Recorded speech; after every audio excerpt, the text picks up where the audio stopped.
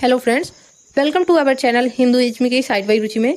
Friends, आज का हमारा वीडियो क्लास 11th की टेक्स्ट बुक के हॉर्नबिल का first chapter the portrait of a lady के बारे में रहेगा। The portrait of a lady, जो कि खुशवंत सिंह जी द्वारा लिखा गया है। आज हम इस चैप्टर का लाइन बाय लाइन एक्सप्लेनेशन देखेंगे फ्रेंड्स। तो फ्रेंड्स, देरी न करते हुए मैं अपनी क्लास स्टार्ट करती हूँ। पहले मैं आपको बता देती हूँ फ्रेंड्स कि मैं ये चैप्टर 2 पार्ट में बनाऊंगी ताकि आप अच्छे से समझ पाओ और वीडियो ज़्यादा बड़ा भी नहीं होगा। फ्रेंड्स, मैं इस क्लास के बारे में खुशवंत सिंह की जो ये नोवेल है the portrait of a lady, इसके बारे में पहले बता देती हूँ ताकि आपको समझ में आएगा जब मैं लाइन बाय लाइन एक्सप्लेनेशन करूंगी। तो चलिए फ्रेंड्स, स्टार्ट करते हैं। The portrait of a lady के बारे में संक्षिप्त विवरण दे रही हूँ मैं। The portrait of a lady, जो कि खुशवंत सिंह जी द्वारा लिखा गया है, इसमें लेखक की दादी की कथा है। लेखक ने अपने दादी की कहानी बताई है। कथा खुशवंत सिंह जी के बचपन की यादों से शुरू होती है, जिसमें कि उनकी दादी एक परंपरागत महिला के रूप में दिखाई गई हैं। चलिए फ्रेंड्स, अब बढ़ते हैं इस चैप्टर के मुख्य बिंदु देखते हैं। लेखक की दादी एक परंपरागत सिख महिला है जो अपने धर्म और परंपराओं में गहरे रूप से जुड़ी हुई हैं। लेखक की दादी है जो, वह एक कठोर परंपरागत महिला के रूप में वर्णन हुआ है इस चैप्टर में। लेखक ने अपने बचपन की यादों को याद करते हुए, जब उनकी दादी उन्हें सुबह के समय प्रार्थना के लिए जगाती थी, ये सब भी याद करते हुए इस पार्ट में। दादी का लेखक की माँ के साथ में तुलना की गई है इस पार्ट में, और परंपरागत और आधुनिक मूल्यों के बीच में अंतर दर्शाया गया है इसमें। और भी फ्रेंड्स बिंदु हैं इसमें, कुछ और भी पॉइंट हैं, जैसे लेखक बड़े होने के साथ अपनी दादी के मूल्यों और परंपराओं को समझने लगते हैं। मेन थीम भी है कुछ फ्रेंड्स इसकी, तो मैं वो भी आपको समझा देती हूँ। जैसे कि परंपरागत और आधुनिकता के बीच दिखाया गया है इस कहानी में। आप देखेंगे कि परंपरा रूढ़िवादिता दिखाई देगी और कुछ मॉडर्निटी दिखाई देगी।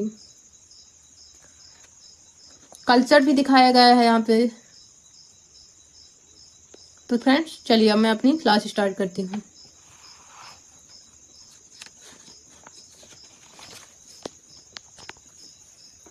फ्रेंड्स, पहले तो मैं आपको बता देती हूँ, आप इस क्लास में आए हैं तो पहले चैनल को सब्सक्राइब कर लें अगर आप चैनल में नए हैं, और अगर आपने सब्सक्राइब कर लिया तो फ्रेंड्स क्लास को लाइक कर दें। सबसे पहले आप लोग लाइक नहीं करते हैं, और मैं ज़्यादा वीडियो बनाने के लिए सोचती तो हूँ, लेकिन आप लोग जब देखते नहीं हैं तो मन नहीं करता है बनाने का। तो आप ज़्यादा से ज़्यादा शेयर किया कीजिए ताकि वीडियो और भी मैं क्लास इससे रिलेटेड बना सकूँ।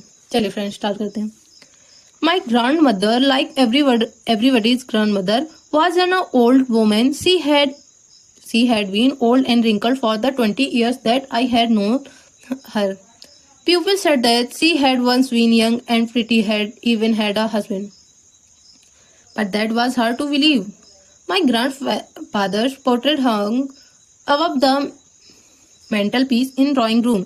He wore a big turban and loose-fitting clothes. His long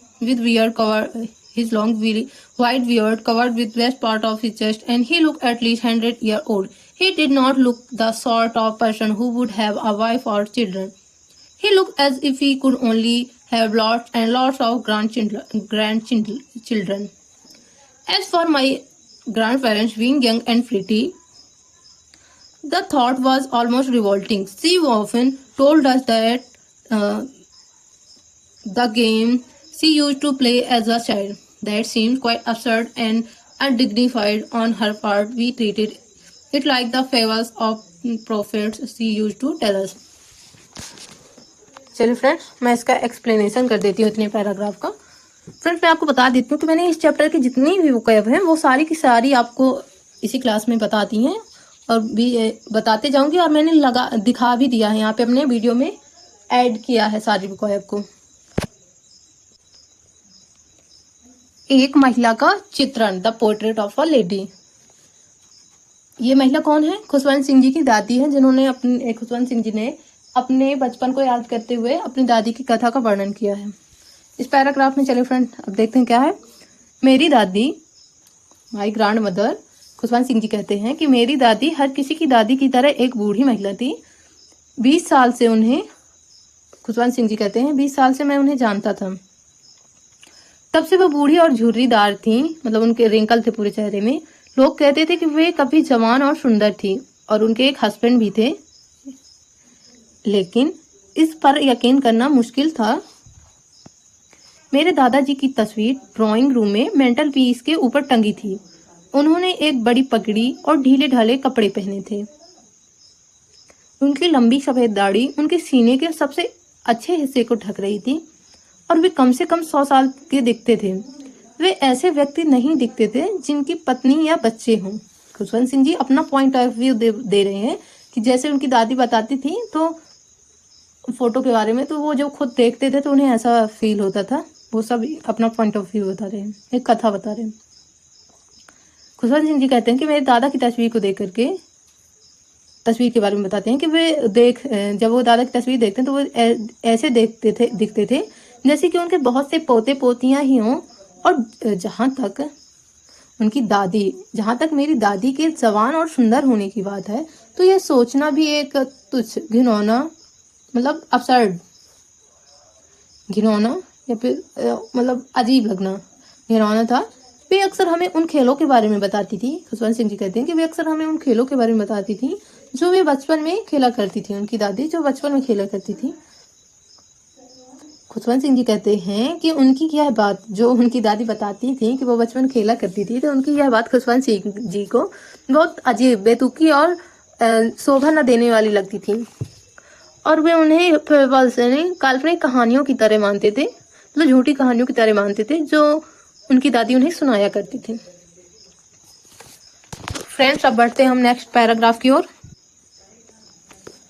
She had always been short and fat and slightly bent. Her face was criss-cross of wrinkles running from everywhere to everywhere. वह हमेशा छोटी और मोटी और थोड़ी झुकी हुई थी। उनके चेहरे पर हर जगह से लेकर हर जगह तक, मतलब क्राइसिस क्रॉसेस, हर जगह फैला होना, रिंकल यानी झुर्रियां, हर जगह से लेकर हर जगह तक फैली हुई झुर्रियां थी। पूरे चेहरे में झुर्रियां थी। No, we were certain she had always been as we had known हर।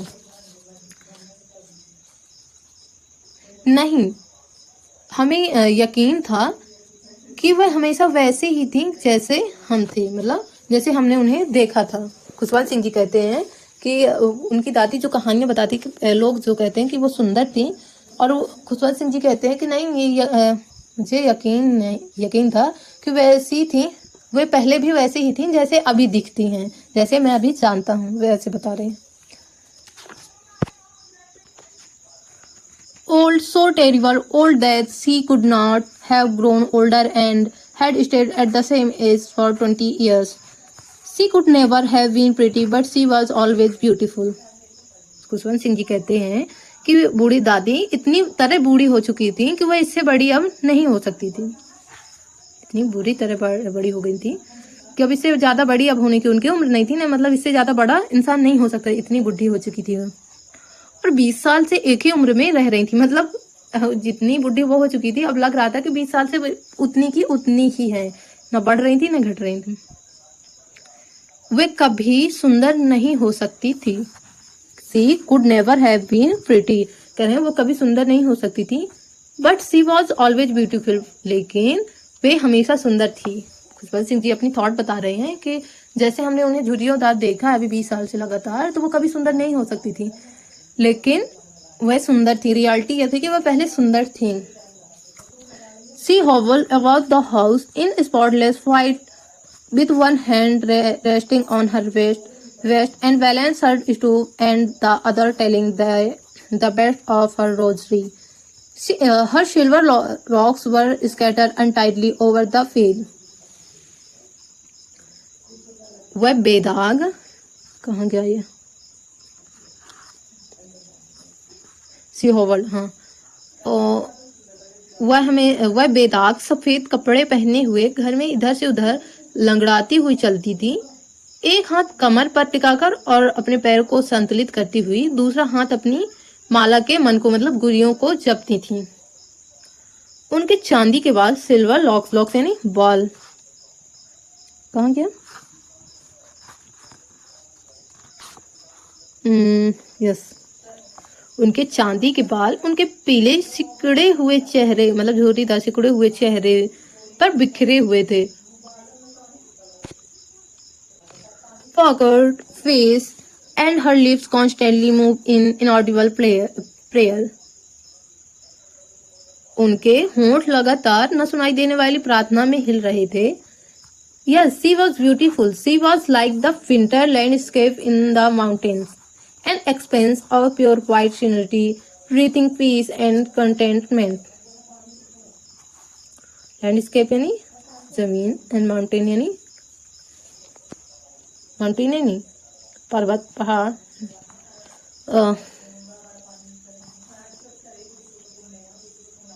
वह सुंदर थी और वह पहाड़ों की ठंडियों सर्दियों के दृश्य की तरह थी। शुद्ध सफेद शांति का विस्तार, शांति और संतोष की सांस ले रही थी, मतलब पीसफुल जिंदगी जी रही थी वो। My grand mother and I were good friends. My parents left me with her when they went to live in the city and we were constantly together. मेरी दादी और मैं अच्छे दोस्त थे। मेरे माता पिता जब शहर में रहने चले गए तो उन्होंने मुझे उनके पास छोड़ दिया और हम हमेशा साथ रहते थे। She used to wake me up in the morning and get me ready for school. वह मुझे सुबह जगाती थी और स्कूल के लिए तैयार करती थी। She said her morning prayer in a monotonous sing song while she was undressed me in the hope that I would listen and get to know it by heart. I listened because I loved her voice but never bothered to learn it. वह मुझे सुबह जगाती थी और school के लिए तैयार करती थी। वह अपनी सुबह की प्रार्थना एक गीत से करती थी, जबकि वो उसे नहलाती थी, मतलब उनकी दादी खुशवंत सिंह जी को नहलाती थी और कपड़े पहनाती थी, ये उम्मीद लेकर के कि जो उनकी दादी गा रही हैं वो खुशवंत सिंह जी सुनेंगे, मतलब इस उम्मीद में कि मैं सुनूंगा कि उसे याद कर लूंगा, वो जो गा रही हैं उसे याद कर लूंगा। खुशवंत सिंह जी कहते हैं, मैं सुनता था क्योंकि मुझे उनकी आवाज पसंद थी, लेकिन मैंने कभी भी उसे सीखने की परेशानी नहीं उठाई, जहमत नहीं उठाई। Then she would fetch my wooden slate, which she had already washed and plastered with yellow chalk, a tiny ink pot and red pen, tie them all in bundle and hand it to me. After a breakfast of thick stale chapati with a little butter and sugar spread on it, we went to school. She carried several stale chapatis with her for the village dogs. फिर then she would fetch my wooden. फिर वह मेरी लकड़ी की slate लाती और जिसे पहले से ही धोकर पीले चाक से पोत देती थी, प्लास्टर कर देती, मतलब पोत देती थी, पोत दिया था। एक छोटी मिट्टी की स्याही की बोतल, मतलब अर्थन यानी मिट्टी का, इंक यानी बोतल, एक छोटी मिट्टी की स्याही की बोतल और एक लाल कलम, रेड पेन, उन सभी को एक बंडल में बांध करके मुझे थमा देती थी, मतलब खुशवंत सिंह जी को थमा देती थी। एक मोटी बासी रोटी जिस पर थोड़ा मक्खन और चीनी लगी हो का नाश्ता करने के बाद खुशवंत सिंह जी और उनकी दादी स्कूल जाते थे, हम स्कूल जाते थे। वह अपने साथ गांव के कुत्तों के लिए कई बासी रोटियां ले जाती थी। सी कैरी सेवरल चपाती यानी रोटी। My grandmother always went to school with me because the school was attached to the temple. मेरी दादी हमेशा मेरे साथ स्कूल जाती थी क्योंकि स्कूल मंदिर से जुड़ा हुआ था। The priest taught us the alphabet and morning prayer while the children sat in rows on either side of the veranda singing and the alphabet or the prayer in chorus. My grandmother sat inside reading the scriptures. पुजारी खुशवंत सिंह जी बताते हैं, जब वो school जाते थे पुजारी हमें वर्णमाला और सुबह की प्रार्थना सिखाते थे और जब बच्चे बरामदे के दोनों साइड लाइन में बैठ करके अल्फाबेट वर्णमाला या प्रार्थना को एक साथ गाते थे तो मेरी माई ग्रैंड मदर मतलब मेरी दादी अंदर बैठ करके स्क्रिप्चर्स यानी शास्त्र पढ़ती थी। When we had both finished, we would walk back together. This time, the village dogs would meet us at the temple door. They followed us to our house, our home, groveling and fighting with each other for the chapatis we threw to them.